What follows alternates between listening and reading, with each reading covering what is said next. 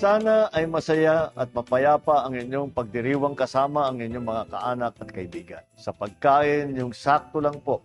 Alam nyo naman, mataas ang mga kaso ng heart attack ngayong panahon dahil napaparami po ang kain natin ng taba. Ingat lang po sa pagmamaneho kung saan po kayo pupunta. At siyempre, mag-ingat sa mga paputok. Iwasan na natin yan. Doon na po tayo sa mga turotot at iba pang malingay na mga laruan. Para kumpleto at masaya ang pagsalubong natin sa darating na bagong taon. Merry Christmas!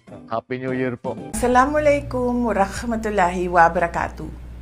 Madayaw ug maayong adlaw kaninyong tanan. Magandang araw at maligayang Pasko sa inyong lahat. Tuwing Pasko ay binabalot ang ating mga puso ng mga biyaya na hatid sa atin ng kapanganakan ni Jesus.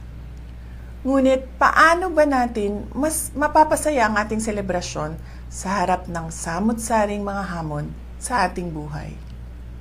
Mga kababayan, magiging mas makabuluhan ang Pasko kung ibabahagi natin ang mga biyaya ng Diyos sa ating kapwa, lalo na sa mga nahihirapan sa buhay, mga may karamdaman, mga ulila at walang tahanan, mga biktima ng sakuna at karahasan, at mga sektor na dumaranas ng kapabayaan.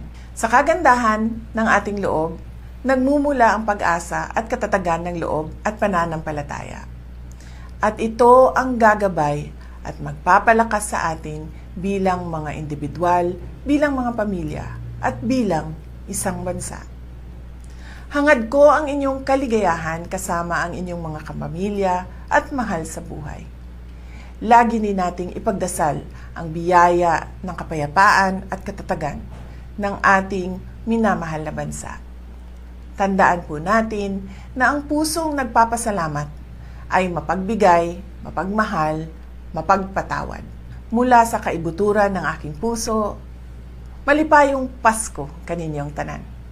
Mahalin natin ang Pilipinas para sa Diyos sa bayan at sa bawat pamilyang Pilipino. Syukran.